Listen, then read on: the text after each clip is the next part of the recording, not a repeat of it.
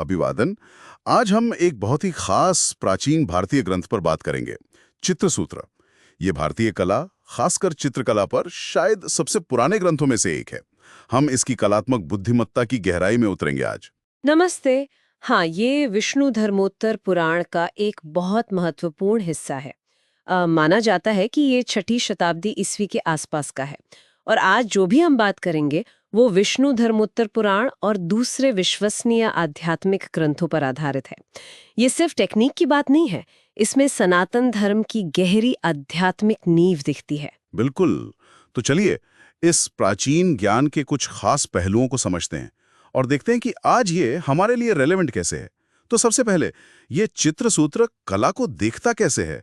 क्या ये बस सुंदरता, ब्यूटी इसके बारे में है?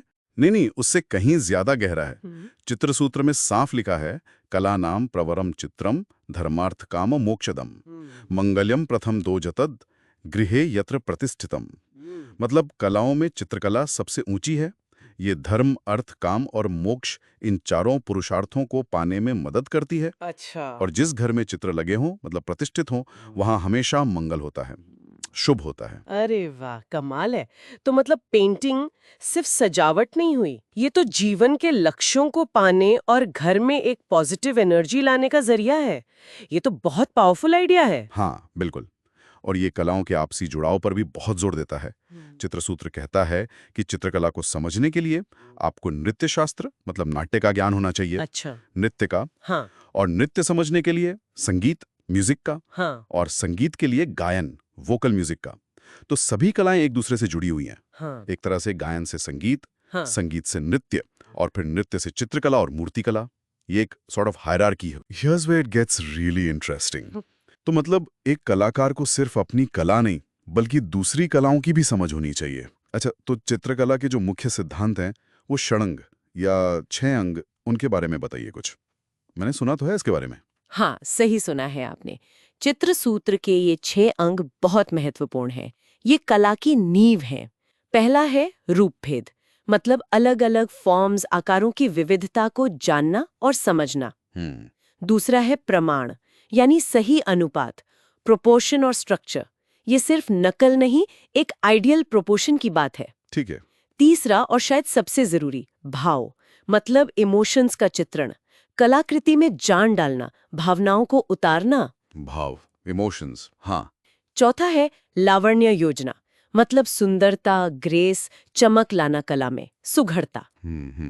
पांचवा है सादृश्य, मतलब वास्तविकता से समानता, लाइकनेस, जो देखा है उससे मिलता जुलता बनाना।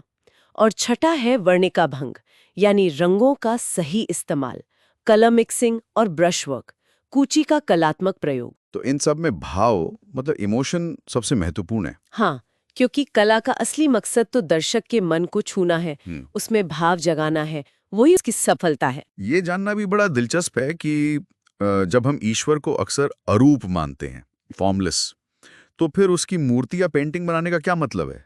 इसका क्या जस्टिफिकेशन है? ये सवाल आता होगा मन में। हाँ, आता है। और इसका बहुत सुंदर जवाब ऋषि मार्कंडेय ने राजा वज्र को दिया था। वो समझाते हैं कि परमात्मा जो अरूप है, फॉर्मलेस सुप्रीम है, उसकी उपासना या उस पर ध्यान करना आम इंसान के लिए बहुत मुश्किल है। हाँ, ये तो है। तो ध्यान को आसान बनाने के लिए उसे एक सार्थक रूप देना जरूरी हो जाता है, एक फॉर्म जो मीनिंगफुल हो। कला उस अदृश्य को दृश्य बनाती है। देवता की जो छवि है वो उसका प्रतिबिंब है, बिंब या प्रतिमा कहते हैं, जैसे पानी में चांद का अक्स। ये हमें दिव्यता से जुड़ने में मदद करती है और हमारे अंदर अच्छे गुणों को जगाती है। समझ गया, बहुत गहरा अर्थ है इसका। अच्छा, और घरों में किस तरह की पेंटिंग्स लगाने की सलाह देता है चित्रसूत्र? क्या इस पर भी कुछ कहा गया है? हाँ बिल्कुल, इस पर स्पष्ट निर्देश है। घरों में श्रृंगार, हास्य और शांत रस वाली पेंटिंग्स होनी चाहिए। श्रृंगार, हास्य, शांत, मतलब जो प्रेम, खुशी या शांति के भाव जगाएं। ऐसी पेंटिंग्स घर में आनंद, पीस और पॉजिटिविटी लाती हैं। लेकिन युद्ध, मृत्यु, दुख, डर या कोई क्रूरता दिखाने वाली पेंटिंग्स वो घर के लिए अशुभ मानी जाती हैं, उन्हें घर में नहीं लगाना चाहिए। ये तो बहुत काम की बात है। वैसे कला और आध्यात्मिकता पर ऐसी ही गहरी जानकारी के लिए हमारे दर्शकों से कहना चाहूंगा, हमारे ऑनलाइन पाठशाला चैनल को लाइक, सब्सक्राइब और शेयर करना ना भूलें। आपको रेगुलर स्पिरिचुअल अपडेट्स और ऐसा ही थॉट प्रोवोकिंग कंटेंट मिलता रहेगा। और हाँ, अगर कोई दर्शक स्तोत्र, रंगोली या संगीत में रुचि रखते हैं तो हमारी ऑनलाइन क्लासेस भी ज्वाइन कर सकते हैं। स्क्रीन पर दिए गए नंबर पर संपर्क कर सकते हैं। तो कुल मिलाकर देखें तो चित्रसूत्र सिर्फ एक पेंटिंग की किताब नहीं है। ये तो भारतीय संस्कृति में कला, धर्म और जीवन जीने के तरीके का एक संगम है। So what does this all mean? इसका सार क्या है? इसका सार यही है कि कला सिर्फ बाहरी सुंदरता या एंटरटेनमेंट के लिए नहीं है।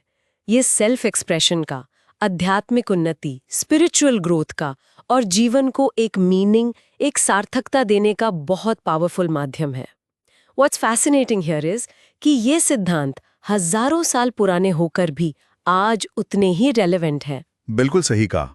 यह हमें याद दिलाता है कि कला में कितनी शक्ति है, हमारे मन को शांत करने की, हमें इंस्पायर करने की और हमारे जीवन में शुभता, पॉजिटिविटी लाने की। तो आज की चर्चा से श्रोताओं के लिए एक आखिरी सवाल या विचार छोड़ जाते हैं।